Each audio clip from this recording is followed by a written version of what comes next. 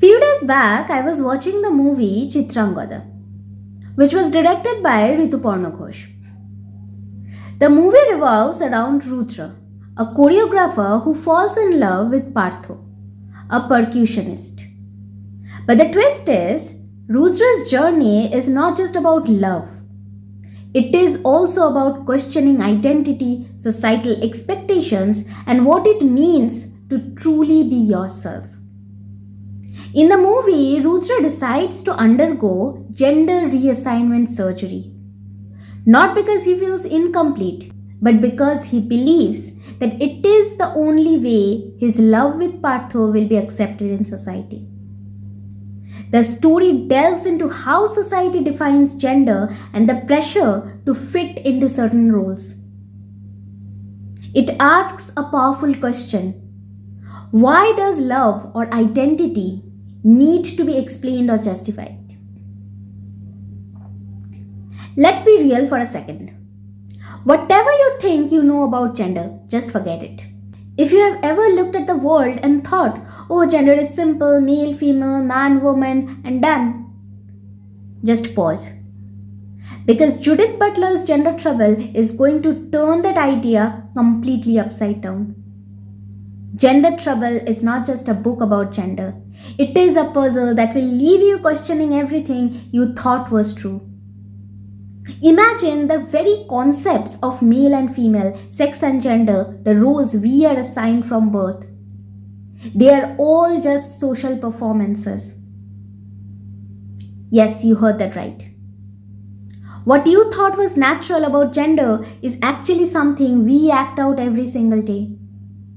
And Butler takes everything you have learned, everything you believe, and flips it on its head. You might think that gender is something you're born with, something biological. But Gender Trouble says no. What if gender is not fixed? What if it is a series of actions, gestures, and behaviors that we repeat over and over again and not something we are born with? And here's the thing. Gender Trouble does not just critique old ideas. It completely rewrites how we think about identity. Men, women, masculinity, femininity, these are not permanent or biological truths. These are performances.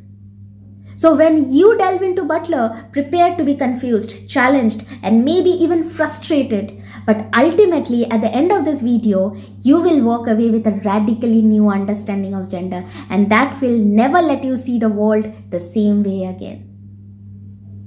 So let's start with something basic. Have you ever wondered why we associate certain behaviors, clothes, or roles with men or women? For example, why is blue often associated with boys and pink with girls? Why are men expected to be strong and decisive while women are expected to be nurturing and polite? We have been told that these roles are natural. Men and women are inherently different because of their biology. But what if I told you that these differences are not natural at all? What if I told you that they are created by society and reinforced through repetition, like following a script? And this is the central idea in Judith Butler's Gender Trouble. Butler does not just challenge traditional views of gender, she turns them upside down. And she shows us that gender is not something we are, it is something we do. It is not fixed, it is performed. So, what is the difference between sex and gender? Sex is usually understood as biological. It refers to physical traits like chromosomes. Like XX chromosome stands for females and XY chromosome stands for males. Then there is reproductive organs and hormones. For example, someone assigned male at birth might have a certain hormone balance like testosterone and physical traits like beard or broad shoulders. On the other hand, someone assigned female might have traits like a uterus or higher levels of estrogen. And here is where Butler comes in. Even though sex seems purely biological, it is not. Society gives meaning to these biological traits. For example, a doctor might label a baby boy or girl at birth, but that label comes with expectations. On the other hand, gender is not biological. It is about how society expects us to behave based on our assigned sex. It includes roles, behaviors, and identities. For example, society might say that men should be breadwinners and protectors, while women should focus on family and emotions. Now, these are not biological truths, they are societal scripts that we learn over time. According to traditional idea, people thought of sex and gender as linked. If you are biologically men, you are expected to be masculine, and if you are biologically female, you are expected to be feminine. But Butler argues that this connection is not natural, it is constructed. Think about toys for children. A boy gets trucks and action figures, while a girl gets dolls and kitchen sets. This is not biology at work, it is society teaching boys to be tough and girls to be nurturing. Look at clothing. Women are expected to wear dresses while men wear pants. This is not because of biology, it is because of social norms.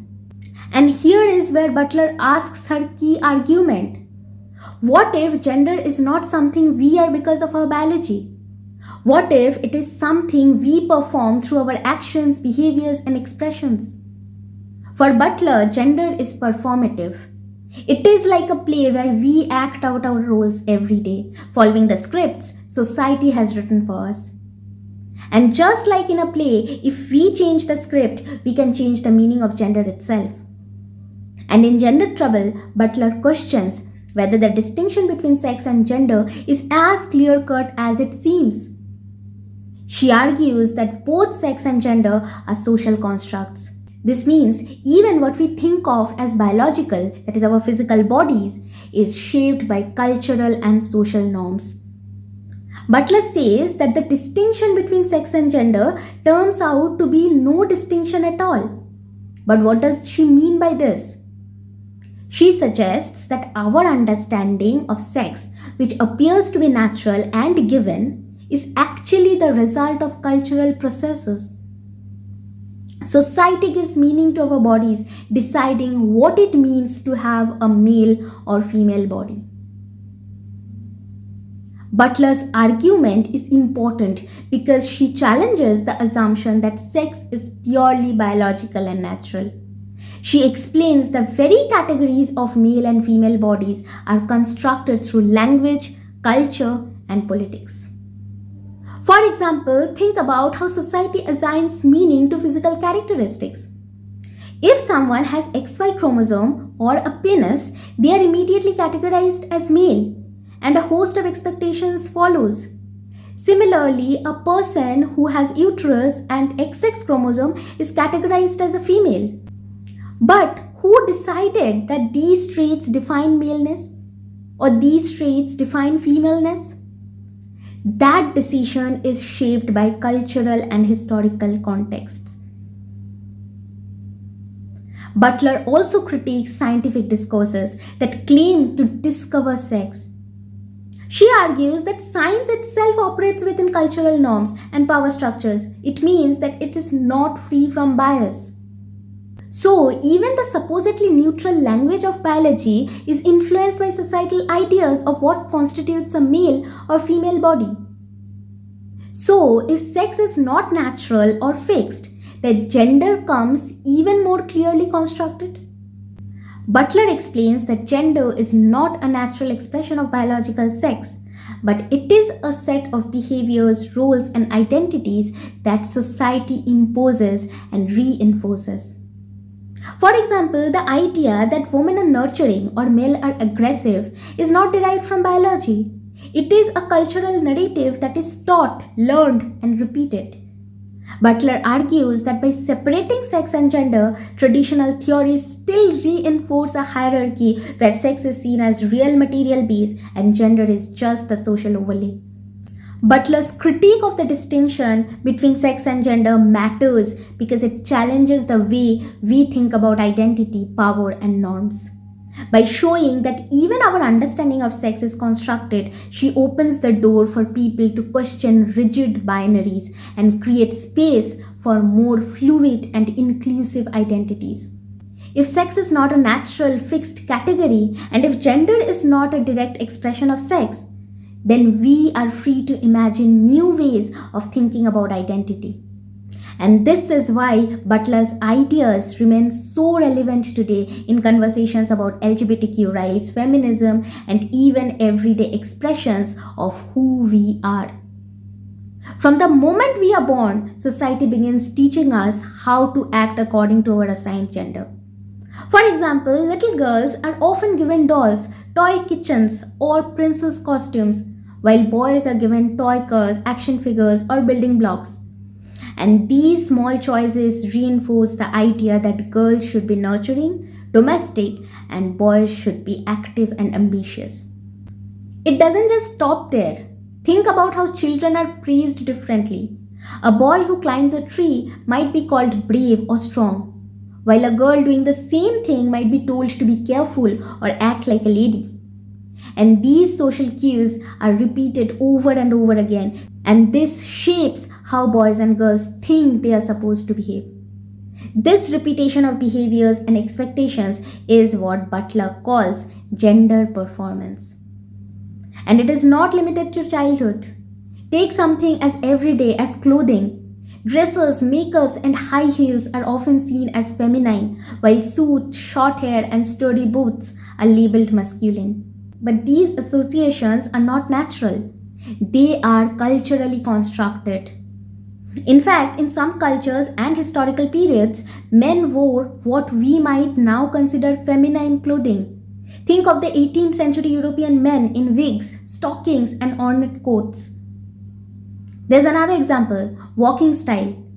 A man who walks with a straight posture and broad strides is performing masculinity.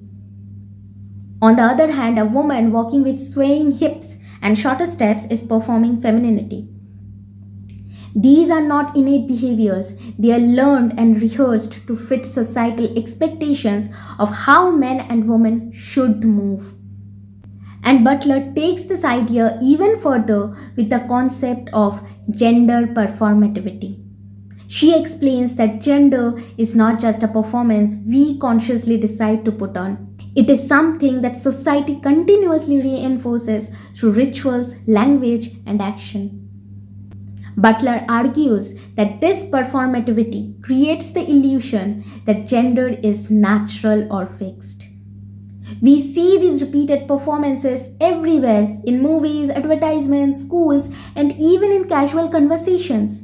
And because they are so deeply embedded in our daily lives, we often do not notice that they are socially constructed, not biologically determined. Now, here's an important thing. If gender is something we perform rather than something we are, it means that these performances can change. And Butler's theory challenges the idea that there is only one way to be a man or a woman. For example, a man wearing makeup or a woman refusing to shave her body hair disrupts the traditional performances of masculinity and femininity. And these acts portray how rigid gender norms are and how liberating it can be to step outside them. So in simple way, Butler is telling us that gender is like a script. Society hands us the script when we are born, telling boys to play one role and girls another. But the exciting thing is, we do not have to stick to the script. We can challenge the roles we have been assigned and create new ways of being that do not rely on outdated stereotypes. So when you see someone breaking gender norms, whether it is through their clothes, their behavior, or how they identify, they are doing more than just expressing themselves. They are showing us that gender is not fixed. It is fluid, dynamic, and entirely open to interpretation.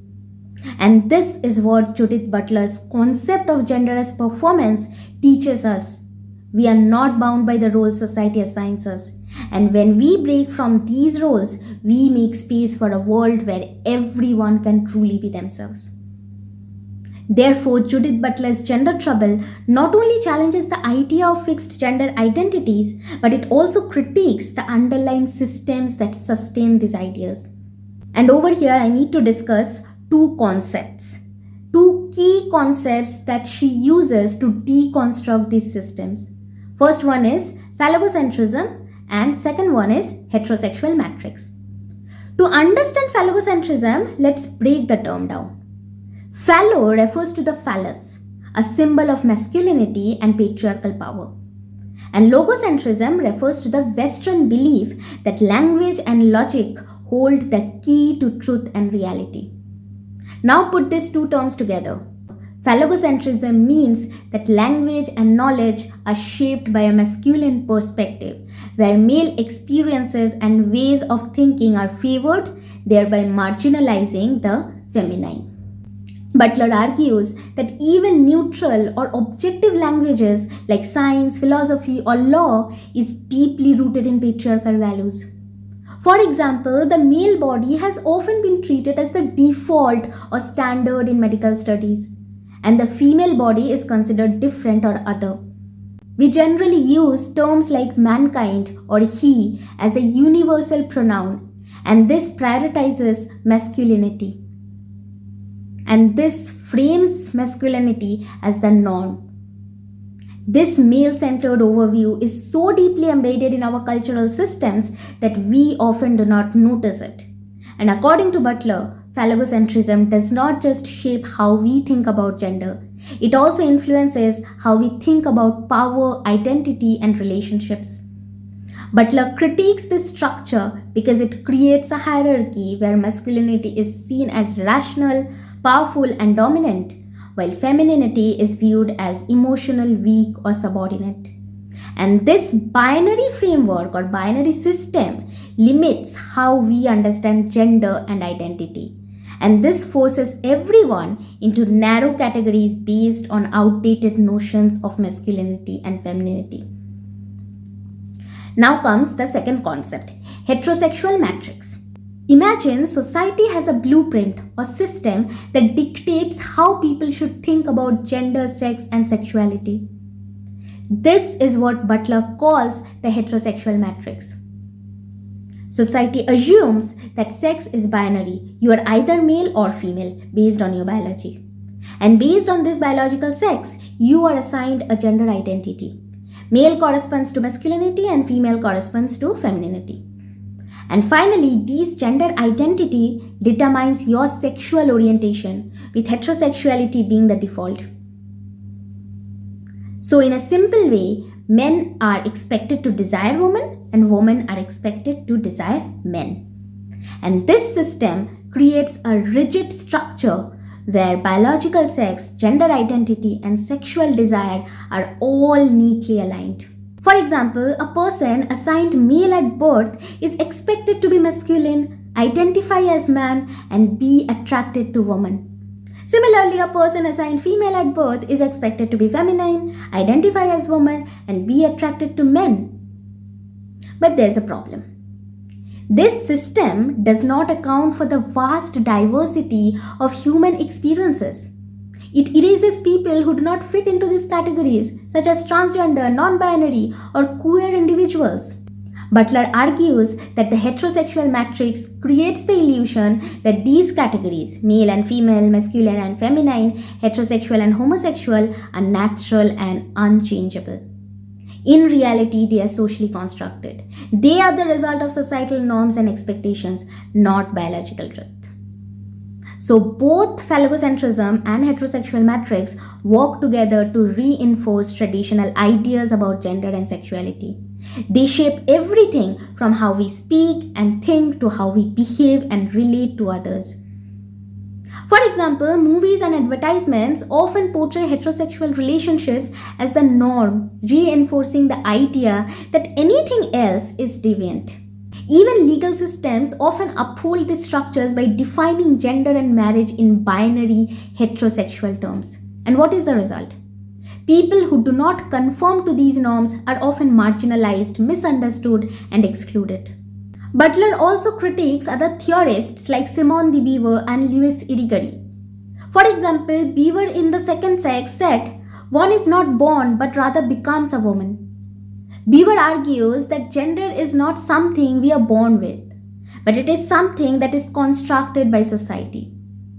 She suggested that men are the subjects and women are the other, This means that men define the norms of society and women are defined only in opposition to men. Butler agrees with Beaver that gender is socially constructed. But she critiques Beaver's idea that gender is something that is imposed on an already existing individual. Butler argues that there is no pre-gendered subject, there is no person before gender is imposed. Instead of it, gender itself creates the subject through repeated acts.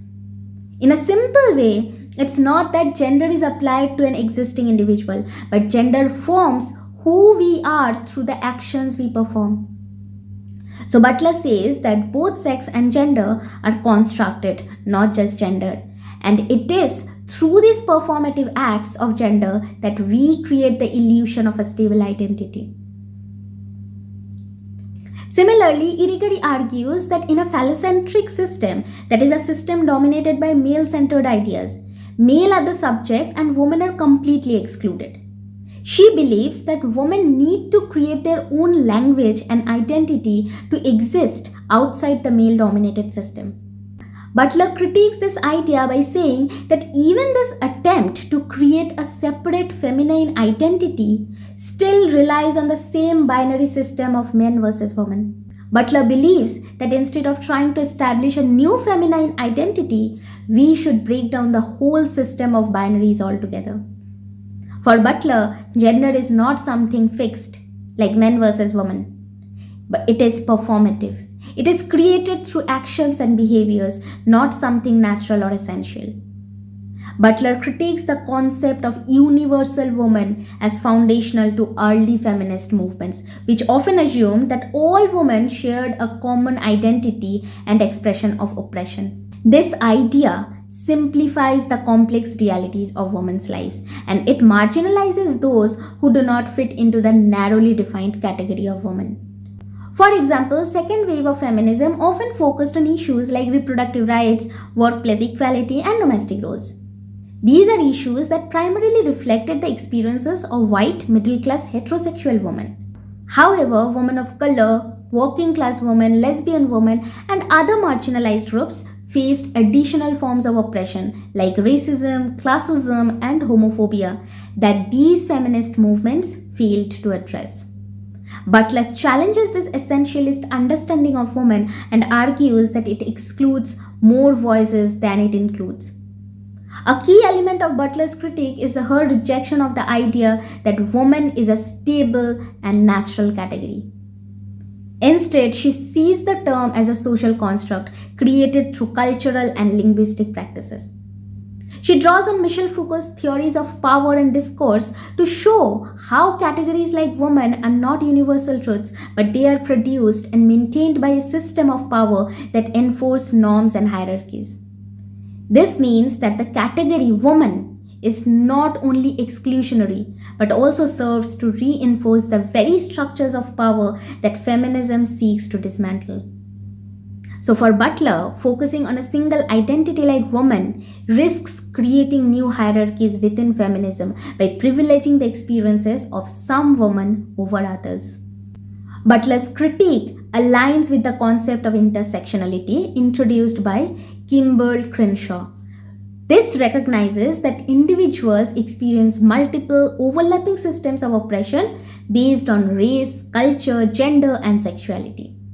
Butler emphasizes that gender cannot be analyzed in isolation from these other axes of identity and power. For example, a wealthy white woman's struggle for workplace equality is different from a black working class woman's fight against both racism and sexism. While the former might focus on breaking the glass ceiling, the latter might be more concerned with economic survival and systematic discrimination. Therefore, by ignoring these intersections, the universalization of women erases the diversity of women's experiences, and this perpetuates exclusion within feminist movements. Therefore, this critique is particularly relevant to discussion of trans and non-binary identities. Feminist movements that define women based on biology often exclude trans women and non-binary individuals, and this reinforces the very essentialist notion of gender that Butler's theory seeks to dismantle. Therefore, Judith Butler's Gender Trouble asks us to rethink not just gender, but the entire social systems that dictate how we live, behave, and relate to each other. So, to wrap up, let me leave you with this thought. If gender is a performance, then we are all actors. And just like any play, we have the power to rewrite the script. This is the radical potential of Butler's idea. An invitation to challenge the norms, question the rules, and create identities that truly reflect who we are. So I hope this discussion on gender trouble has changed your viewpoint about gender studies to some extent. If you think that this video has helped you in any way or the other, do like, share, comment, and subscribe to my channel. Thank you.